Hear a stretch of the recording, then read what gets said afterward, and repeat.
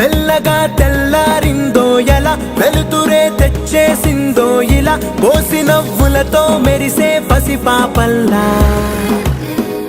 చేదతో బావులలో గలగల, చెరువులో బాతుల ఈతల కళ, చేదుగా ఉన్న వేపను నమిలే వేళ.